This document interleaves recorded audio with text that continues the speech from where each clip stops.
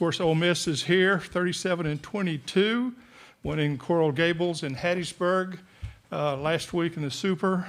Mike is in his 22nd season at Ole Miss and his 25th overall as his career. Mike, give us an overview first on the Ole Miss Rebs. Well, yeah, I think most of you know our story, and it's been a great story. It started in early February where we were preseason ranked in the top 5 in the country and got off to a tremendous start and really played well. And by the time we hit mid-March in conference play, we moved up in a few of the polls and some of the polls even high as number 1 in the country for a couple weeks in mid-March when we started conference play. I said it, and it sounds sarcastic, and maybe some of it is and some of it isn't, until we played the University of Tennessee and got beat up, like a lot of people did this year, and kind of hit us, put us in a tailspin. We kind of struggled to figure certain parts out, especially the pitching side of it, and maybe most specifically the starting pitching. As a lot of credit has to go to our captain, Tim Elko, and a lot of the older guys. We have an older team that held it together, and we were at a bad spot at 7-14 in the Southeastern Conference at one point, but they didn't let it go, and continued to fight, continued to play and work and grind, and we put it together at the end of the year. Weren't sure on selection day if we would get in. We felt we were good enough to be in, but you never know. Thankfully, we were in the tournament, and really from that day forward, we've played really well. Went 3-0 down in Coral Gables and 2-0 in Hattiesburg. Pitched it terrific, hit it terrific, fielded it really well. Just played really good baseball over the last few weeks. Okay, we'll start now for questions for the student athletes only. We'll get to Coach after a while, but we'll start right here. Suzanne and Haley will get a mic to you. Michael Katz with the Daily Journal. Tim, a couple days ago you said that you grew up watching the College World Series, that this was a really big deal. Stepping on the field today and practicing, just what was that moment like? It was an amazing moment. I've always dreamed of playing in Omaha, and I finally got here my last year, but just a really cool moment, being out there with all the guys and taking ground balls and just taking it all in. Really cool. Okay, over here. Mark Garland, CWS 247. Dylan, it feels like every start you've had the last 4 weeks has felt like a must-win start. How do you come out every game and get ready for those and just hang on to those wins and hold your team up high? I'd really say just honestly trusting this team. They're going to put runs up. I just have to put as many zeros up as I can, and that's just going to help them out. But it also helps when, like last week, we're up 10-0, and I'm still on the mound. So it just gives me more comfort on the mound, just allows me to just throw the ball in the zone and let them hit it. Okay, right here. Dylan, John Sokoloff with WCBI TV down in Columbus. I mean, your journey for this year from, not starting to emerging as a strong starter and being the backbone of this team for a lot of that stretch late in the year. I mean, what does it kind of feel to see you got your shot, you crushed it, and your hard work is paying off to see your team now in Omaha? I kind of don't look at it like that. Our pitching has done well so far. I'm just another guy that's on the mound for the team to try to get a win. And then once my time's up, I hand it to the next person, and I know they're going to do their job on the mound. And Tim, you were talking about how it was always, a goal of yours to come here and that you always loved watching the College World Series, and now to know that you played such an instrumental role in helping your team get here for the kind of the future of the program. What does that kind of mean to you, that it helps kind of pave the way for more potential success for this program in its future?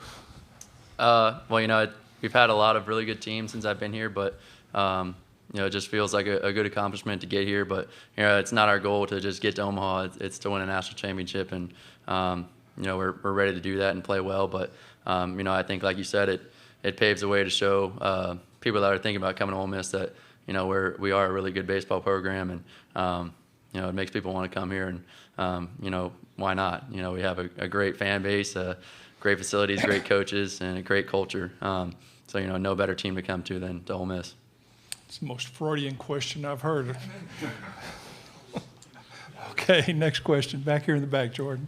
Jordan McAlpine from the Omaha World Herald. Tim, obviously you've been a heart and soul guy as part of this team the last few years. You catch that final out to clinch it and send you guys to Omaha. What's going through your head in that moment, and also how much more rewarding of a feeling does it make it for you? Well, my first thought was, all right, I got to catch this ball.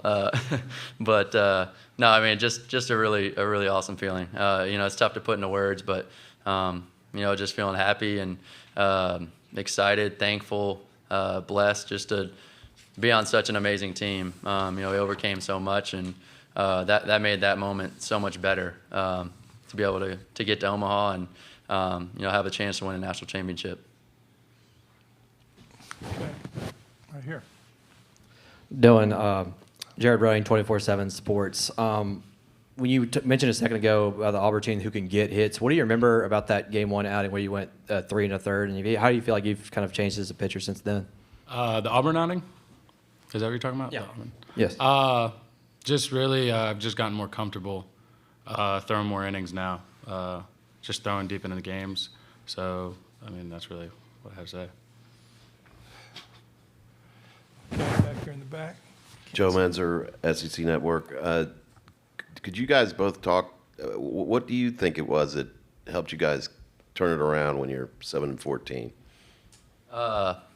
We just continue to have belief in each other and ourselves, and just knowing that we can go out there and do it at any point. We didn't listen to all the outside noise and let that bring us down. We just stay within ourselves and play together as a team. Didn't point fingers, didn't try to do too much, just really try to keep believing in ourselves and know that we are one of the best teams in the country, and we just got to go out there and play better. So we were able to do that and got on a roll, and now we're here. Okay, right up here. Hey, Nick Suss with the Clarion Ledger. Tim, kind of going off of that, we've all heard the story about Coughlin coming and talking to you guys.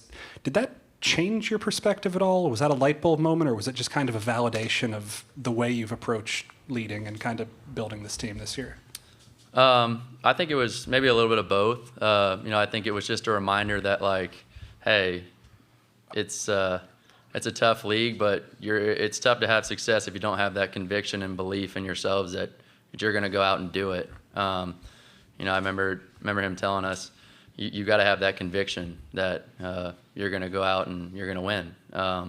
And I think that kind of helped to get the ball rolling and get us kind of back on track with his motivational talk. It sticks in my mind as a big moment, and we thank him for that. But just really proud of how this team took a hold of that and started to play well after that.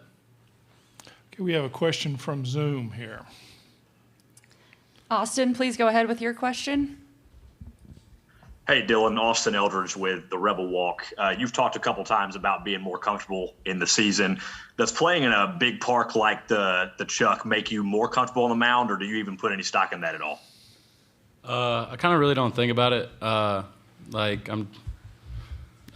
guess you could say I kind of just don't get really nervous when I'm on the mound. I just dial in, don't really worry about the outside noise, and just try to make pitches. Jordan? Dylan, what does Tim mean to your group? That's a lot of words. He really does. He's literally the backbone of this team. I mean, he's kept us in it. He's come up with some amazing hits, amazing home runs I've watched. I mean, just all around, he's been the guy that's just lifted this team and brought it to the next level. Okay, do you have any more questions for the student athletes? Well, guys, thank you. Good luck tomorrow. We'll let you two go, and then we'll have questions for Mike. Thank you. Thank you.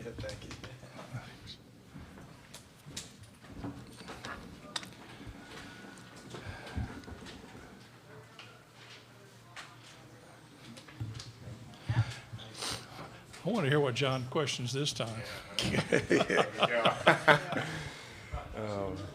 Yeah, that's right. Yeah, go ahead. Well, Mike, John Sokoloff with WCBI in Columbus. I saw your post, obviously, about your daughter and that she was going to come to the College World Series this time around in 2014. She wasn't able to. I heard you talk about it the other day, but, I mean, how awesome is that for you that she's going to be here, and are the rest of your kids going to be here as well?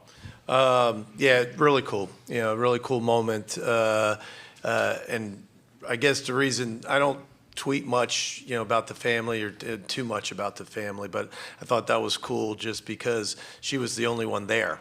In 2014, everybody else was there but her. And the reason they weren't there is, as you know, I have a son that plays for Louisville, and most of them, made the trek to College Station, so they were, on their way back, from a super regional, and a couple of them were working on that day. And so, and then the latter part of your question, they will all get here at some point. Three of them, three of the five kids, obviously Cammie's here, Catherine's here, Sam and Ben are here. Drew will get in Friday night, and Michael is working, coaching over in Atlanta right now, and will make it early next week. Okay. You have somebody?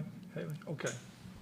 Coach Travis Brown with the Bryan College Station Eagle. If I'm not mistaken, I think y'all were one of the three finalists to try to get Jack Moss this past season. What was it about his game and him that intrigued y'all? Ooh. So Jack Moss question at the Ole Miss press conference. He's terrific. I mean, you can see, and I don't think you ever really know.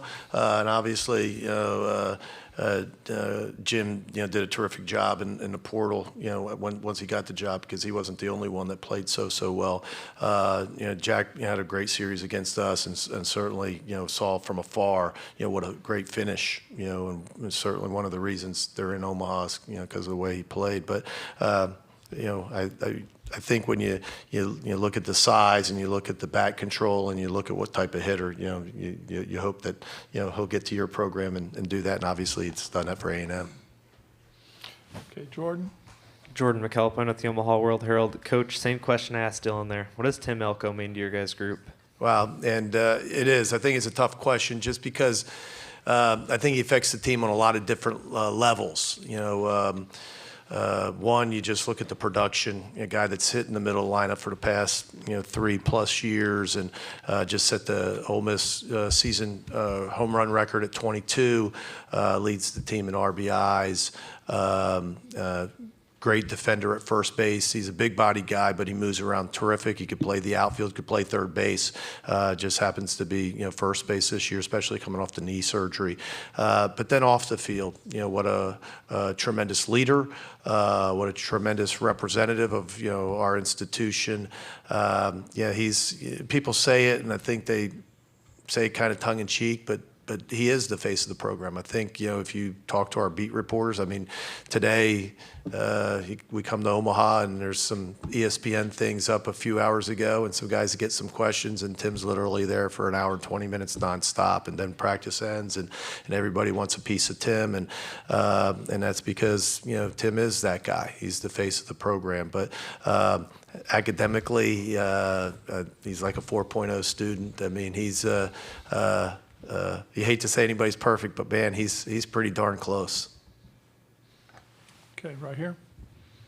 Jake Thompson with the Ole Miss Spirit. Mike, we've asked the players, this is all their first time getting here, but for you, what was that moment like, taking it all in yesterday, walking through the tunnel out to the field, just getting back here? What is that like for you?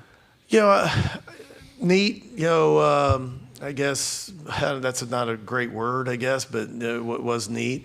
I think it's different, I think when we got here the first time and, challenged the kids a little bit that, we want to come here and succeed. At 14, we won a couple games. We were 2-2 and ended up coming in third.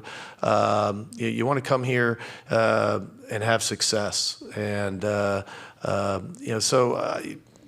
it wasn't anything dramatic for me because I've seen it. 2014 had been such a long time, since being an assistant coach, and I had never been to, at that point, TD Ameritrade, right?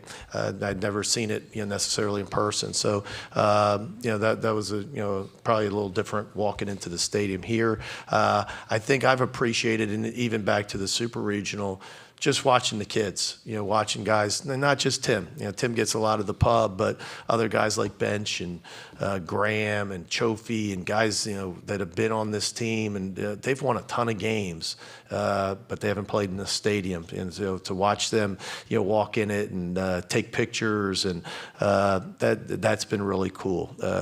Clement made a comment to Tim right after the dog pile, like, can you believe you almost signed? You didn't, you might have not did this, like something to that effect. And it's just really neat, I think, as a coach, to watch, the players, the student athletes achieve these types of things, individually and as a team.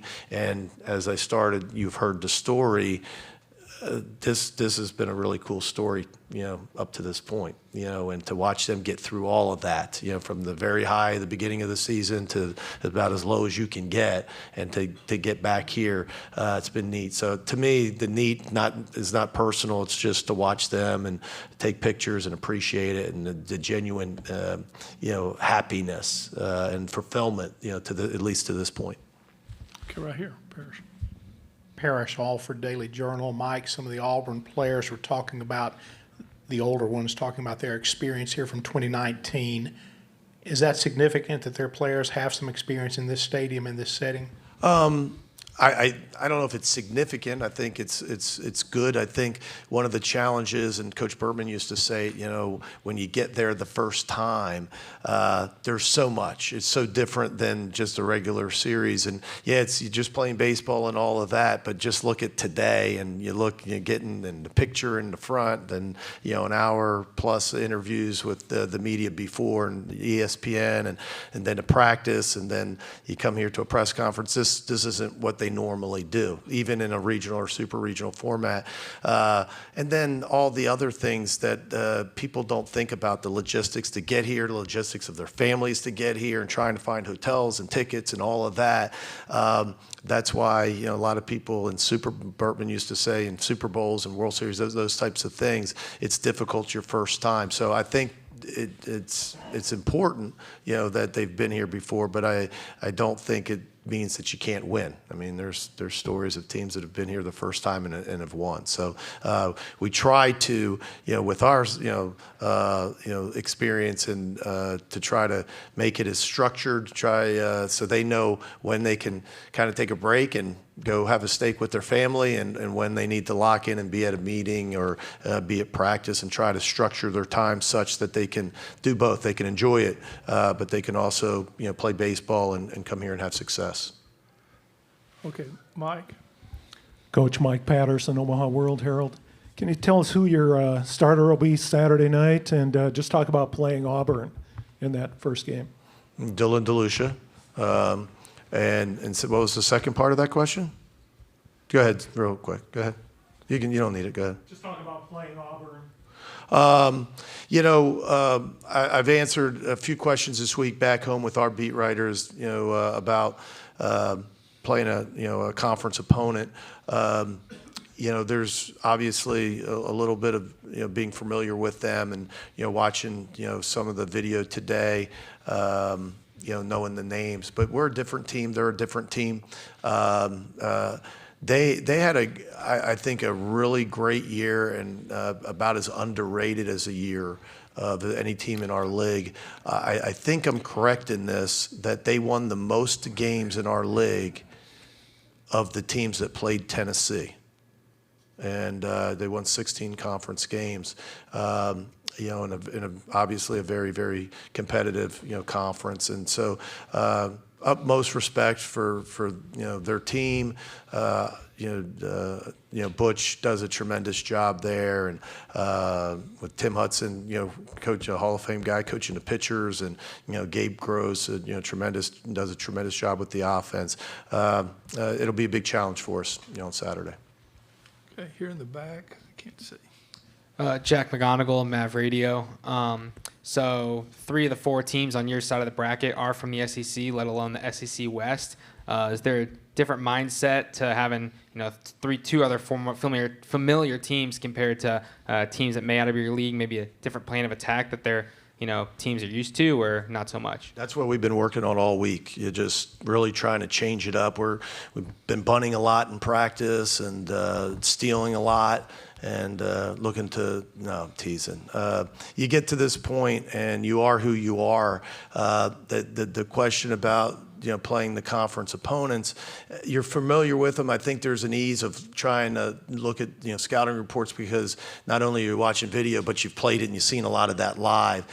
there's probably a little bit of comfort, being comfortable with that. But at the end of the day, like I said, we played Auburn maybe 10 weeks ago, and they're different, and we're different. And we've kind of been to hell and back, and so we obviously are different. But same with Arkansas. They're a team that they were playing really good baseball when we played them up in Fayetteville, and they didn't finish the season particularly strong, but then played great in postseason. And man, they played in two tough venues, to get here in Oklahoma State and North Carolina. So. We're all a little bit different, but and so it's going to come down to, like it always does and should, is who plays the best. I think there's too much made up of, and that's why I was teasing. And I didn't mean to tease you or hurt your feelings, but it's too much of the scouting reports and all of that. It comes down to which guys pitch better, which guys get the timely hit. That's usually who wins. Okay, Jared. Mike, we were talking with Peyton Chatagnier right before y'all left to go to Omaha, and it's talking about when preparing, for a big stage such as this. He talked about visualizing himself having success, making the big at bat, getting the ground ball to get the final out. Is that something that you really challenge your players to do? And if so, what all kind of goes into that? Visualization. Mm-hmm. Yes. We're I think believers in the mental game. We have a system. We have a peak performance coach, that we contract out and do a program with him in the fall. A guy by the name of Brian Kane. He's been, we've used his stuff, since 2009, and just a big believer in it. And part of it is visualization. Part of it is, seeing yourself, succeed. Referred to Coach Burtman, and he's always said it. It happens twice: once in your mind, and then in real life. And in our game, where confidence and belief is so important to not only your individual success, hitting, pitching, fielding, those types of things, where you really don't have a chance if you don't think you can do those skills. But then also from a team side, from the believing that Dylan's going to get him out or Tim's going to get a hit. Those things are transferable. That belief, people feel that. And people feel those, you didn't know it maybe at times, but you can feel the confidence in that other dugout. And so I think it helps that mental side not only helps, from an individual standpoint, as Peyton's saying, but also from a team standpoint as well. Okay, we have a Zoom question. All right, let's go back to Austin. Austin, go ahead. Hey, Mike, Austin Eldridge with the Rebel Walk again. Auburn starting Joseph Gonzalez against you guys on Saturday. I know you didn't face him back in the regular season. Have you guys had a chance to look at him yet? Is that something you are going to do a little bit later in the weekend? I've seen him. I have seen him throughout the season. We're fortunate maybe that he was injured when we played him. We didn't get to face him, but I've seen him. As the head coach for the USA national team, watched him, all year, and as a guy that was high on our list, and a guy that'll be with us this summer. So I know how good he is, and watched probably not every start, but a little bit probably of every start, maybe since he's gotten healthy, there in the end of March. Okay, back over here. I can't see. Is this on? Noah Darling, CWS 247. Mike, you talked about Tim Elko, Jacob Gonzalez, Dylan DeLucia. Who are some of the unsung heroes in your locker room? Wow. I think when you look at you always have those stars and the marquee guys, the Jacob Gonzalez's and Tim Elko's. You can't get here without them. But there's guys that, I don't know, maybe sometimes I think they're stars, but maybe some other people may consider them glue guys. Guys like Justin Bench, that bats at the top of the lineup, doesn't get a lot of fanfare, but man, he gets a ton of hits. Maybe the best defender on our field at just about any position. Great base runner, great leader, great attitude. Another one of those.